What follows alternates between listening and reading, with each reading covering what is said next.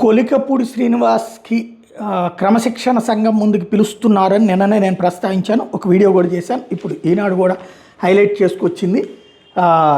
గడిచిన 7 నెలల్లో ఎమ్మెల్యే పలు వివాదాలకు కేంద్రంగా మారారు. ఏకొండూరు మండలం కంబంపాడులో అక్రమ నిర్మాణంతో ఒక ఇంటిని ఎమ్మెల్యే దగ్గరుండి కూలగొట్టించేందుకు పూనుకోవడం విమర్శలకు దారితీసింది. చిట్యాల్లో స్థానిక సర్పంచ్ని ఎమ్మెల్యే తోలనాడారని, వీఆర్ఏగా ఉన్న సర్పంచ్ భార్యతో అనుచితంగా ప్రవర్తించారని ఆరోపణలు వచ్చాయి.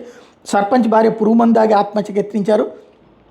తాజాగా ఈ నెల 11న కొలికపూడి ఏకొండూరు మండలం గోపాలపురంలోని తెలుగుదేశం పార్టీ గ్రామ కార్యదర్శి బూష్య రాంబాబు ఇంటికి వెళ్లారు. ఆ గ్రామంలో రాంబాబుకి ఆయనకి వయసుకు సోదరుడై వైకాపా నాయకుడు బూక్యా కృష్ణకు ఎప్పటి నుంచో ఆస్థాగత ఉంది.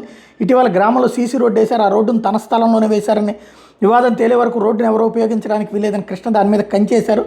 రాంబాబు ద్వారా విషయం తెలుసుకున్న ఎమ్మెల్యే ఆ రోడ్డు దగ్గరికి వెళ్ళి కృష్ణ ఆయన భార్య బూక్యా చంటి మీద తీవ్ర ఆగ్రహం వ్యక్తం చేశారు. ఎమ్మెల్యే ఆయన అనుచరులు తమ ఇంట్లోకి వచ్చి తన భర్తను తన్ను కొట్టారంటూ బూక్యా చంటి పురుగు మందు దాగి ఆత్మహత్యాయత్నం చేశారు. తెలుగుదేశం పార్టీలోని మెజార్టీ వర్గాలు కూడా ఎమ్మెల్యే వ్యవహార శైలిపై అసంతృప్తితో ఉన్నాయి. దీంతో ఎమ్మెల్యేని క్రమశిక్షణ సంఘం ముందుకు పిలిపిస్తున్నారు.